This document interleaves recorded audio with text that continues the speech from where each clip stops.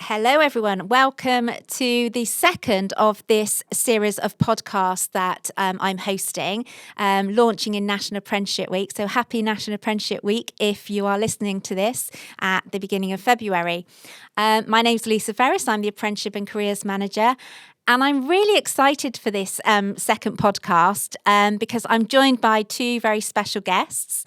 I know I've said all my guests this week have been special, but these two really are really special guests. So I'm joined today by Sarah and Josh. And this podcast is all about seeing it from a parent's perspective and a bit about an apprenticeship journey and how parents and carers out there, you know who you are, how you want to influence, advise and guide your young people in your lives to find and start out on their career. So I've been really, really excited about this one.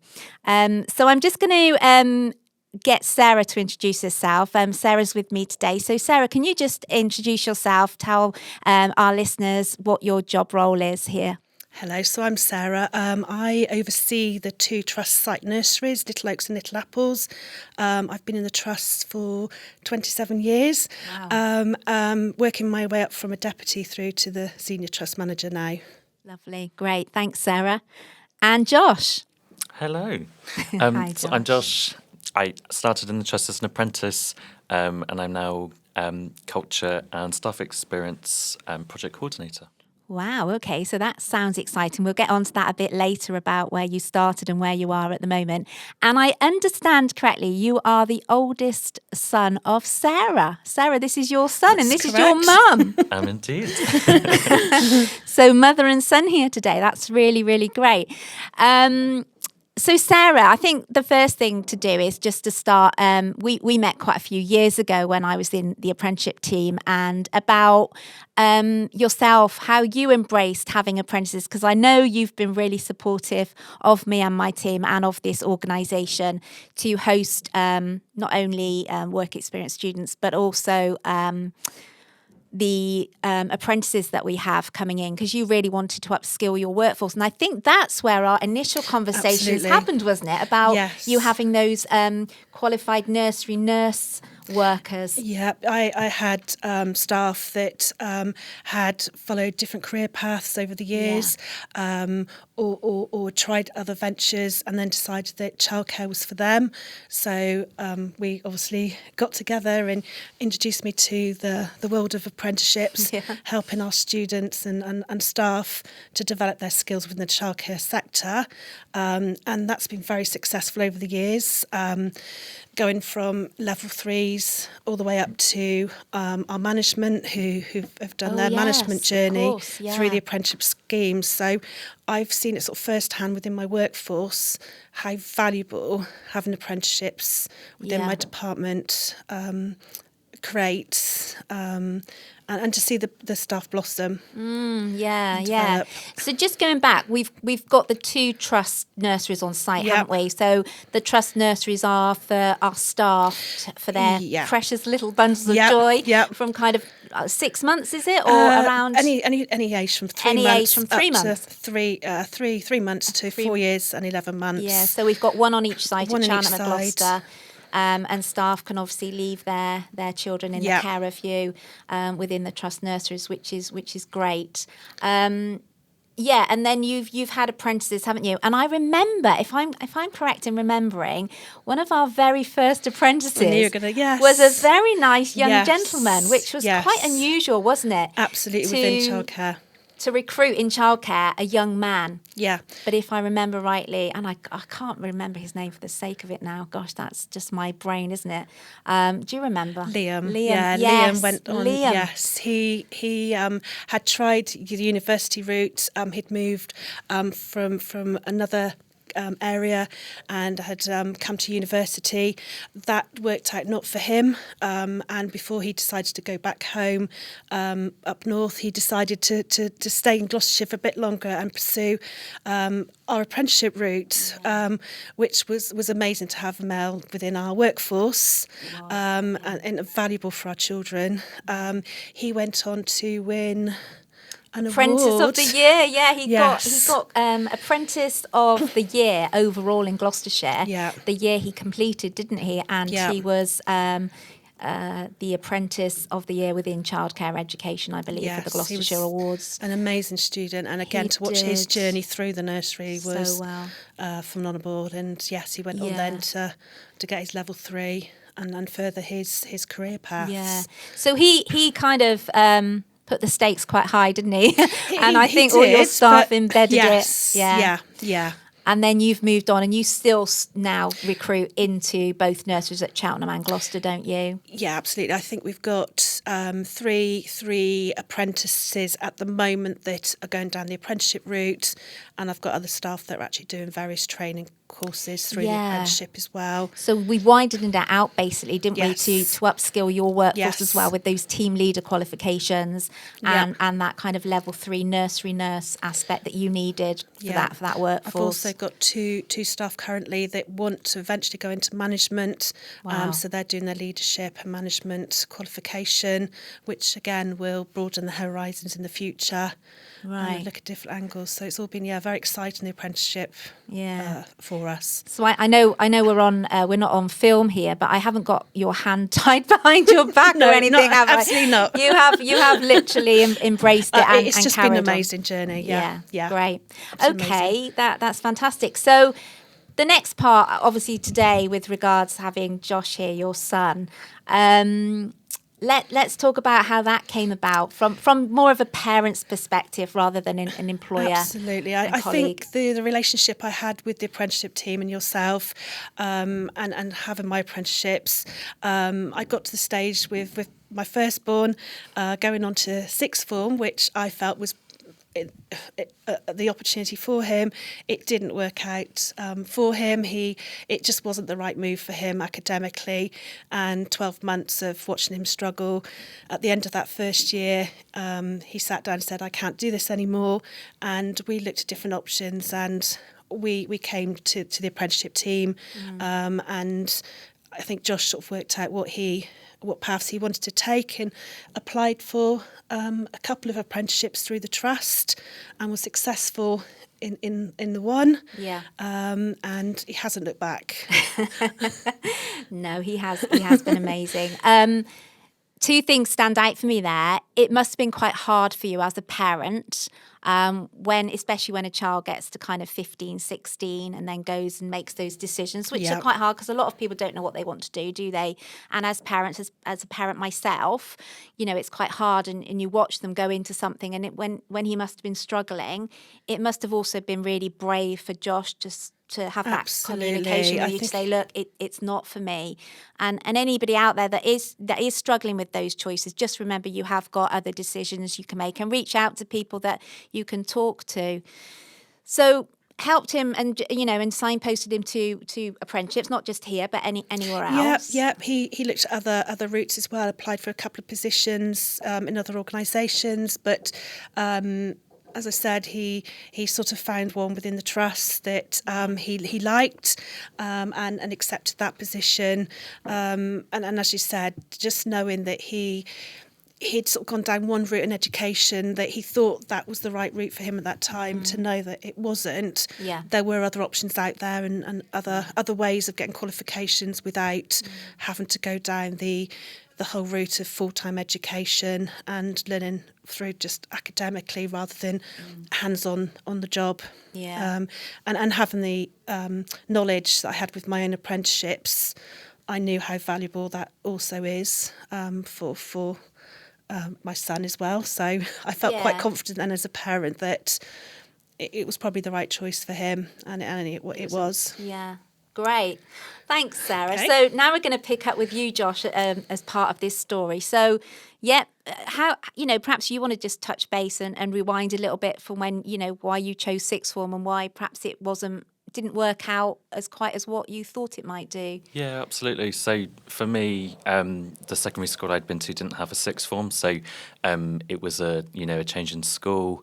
So moving on to sixth form for me was completely out of my comfort zone. And just as the year went on, it came to the end of it, and I couldn't see myself there for another year. finishing through that and then going on to, possibly university after. I was just so keen to get into work and do something that, would bring me happiness every day. So yeah, apprenticeship was such a great decision, and so glad that I left halfway through and didn't stick out sixth form just because that's what could have been the right thing to have done. Yeah, it's really brave. Like I said to your mum, Sarah, here today, it's a brave thing, I think, to say, actually, this isn't for me. I think we look at things like that as failures, and they're not. That it's like that, I've tried it, it hasn't worked. What's out there and what's next. So tell me, Josh, what was the apprenticeship you applied for, and where were you based, and what did you do? Yeah, so I did the Business Administration Level 3 apprenticeship within what then was the Cost Improvement Programme. So I worked within finance, Wow. doing business administration, that apprenticeship. And it was fantastic. Yeah, really, really good apprenticeship, really enjoyed it. There was lots from sixth form where I'd done business studies that kind of translated across to the apprenticeship itself. So the academic side of the apprenticeship was not too dissimilar from what I'd already done within that year at sixth form. So it didn't feel wasted at all. No. It was like transferring that knowledge across. So and it was just really good to be able to type and kind of write those assignments and base my learning on what I was doing at work, as well as expanding my own knowledge on what cost saving within the NHS was and what office life was. I was just gonna come on to that. So, do you mind saying how old were you then? 17, 18, Yeah, 17. So, a 17-year-old coming into a big organisation, the NHS, and coming into like an office environment and a finance team, again, that isn't typically associated with apprenticeships within our organisation. But, again, this is a non-clinical apprenticeship that we offer, business and admin. So, yeah, It was really good. So I was the first apprentice within that team. So it was really nice to be able to shape and help grow the team as well, with teaching somebody, a young individual compared to most people that came into that team quite, through their career and know what they're doing. So it was nice to be able to bring something to the team that had not been there before.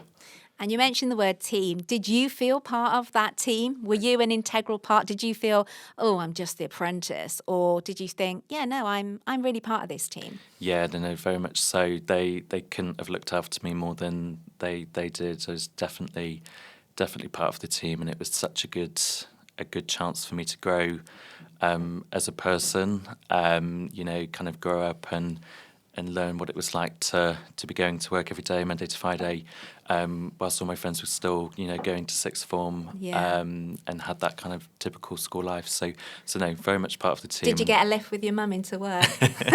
Only a few times. Yeah, great. And tell us now then, so how long ago was that now? That was quite a few years ago. I've known Josh, I've known you a few years now. Yeah, it's almost 5.5 years ago. Wow, 5.5 years. The apprenticeship would have been, yeah. So that is real testimony that you have obviously progressed through. What other job roles? And I believe you've done another apprenticeship or two to even further develop. So it's kind of a career pathway here is for you, as there are for many other people. So tell me about that career journey from after you successfully got through your apprenticeship in the cost improvement team. Yeah, so finished the apprenticeship, then went on to be the kind of permanent admin for the team, then progressed to be what would typically be known as kind of project support, then kind of moved into project management. It was something when I first started the apprenticeship, I had no idea what project management was, what it was about, what it entailed. But throughout my apprenticeship, being within a team of project and kind of program managers, it was a really good chance to kind of poke into their work, and I found that I had that real buzz and interest for that kind of environment. So yeah, did that for a couple of years. Managed to have an apprentice of my own at that point, which was really exciting. So So the roles were switched then. You were like, right. So did you? Yeah. So that impact of you being an apprentice, then spurned on them having a further apprentice, and then you were able to be that mentor, coach, buddy with that new person because you'd been through it and you could really relate. Yeah, it was a really exciting time, and we'd had lots of conversations when I'd moved into my new role around what do we replace me with, and it was such an exciting opportunity to then be able to bring another apprentice into the team and watch them develop. So yeah, it was really exciting, and especially as well. So they did the same business administration apprenticeship that I'd done. So it was a chance to share my learning and, give them opportunities that I also had when I was an apprentice to help them get through their apprenticeship, which was really, really good. Oh, fantastic. Really Fantastic. Good. So what are you currently doing now? Where are you at in your career journey now? Where are you? So currently looking after culture and staff experience through project management. So various culture and staff experience related projects and programs that I look after for the organisation, which is something I dipped into throughout my apprenticeship within finance and gave me that experience and knowledge to then be able to move into that several kind of jobs and journeys later. So yeah, really, really happy where I'm at now. And I wouldn't have, dabbled in that project management route if I hadn't have done my apprenticeship within that kind of project team. So it gave me that real insight into this is what it's about and this is what happens within the NHS kind of project management that's led me to where I'm at now. Yeah, because I think we were, in the first podcast, we were talking about the vast amount of careers there are available. And, it's great that, like from Sarah here, your mum here today, working in a nursery, you wouldn't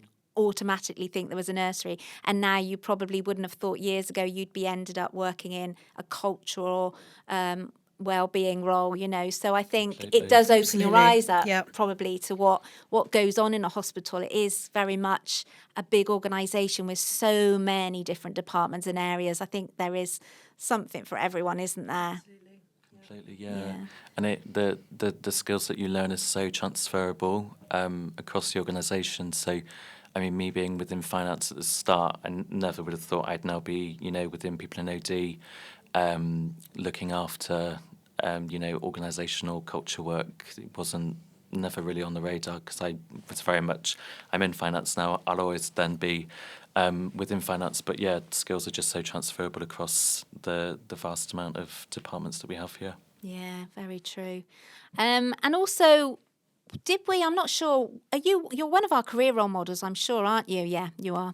And, you go out and tell people about your experience, and we try and get you back to your old schools and come out to careers fairs and talk to people. And we've now got an in-house workshop where we put our existing apprentices who they mentor the next generation coming through on, don't we? And I know your staff do that as well. So that's that, you've been part of that as well, which has been a real asset, because as much as myself or somebody else can go out and say this is great, I think young people or people looking for an apprenticeship at any age would want to hear from you that you've undertaken it and your journey. So I think that's really powerful, isn't it? Absolutely. Completely. And I think as well, it's having that, being able to talk to individuals and say working for the NHS isn't just looking after patients.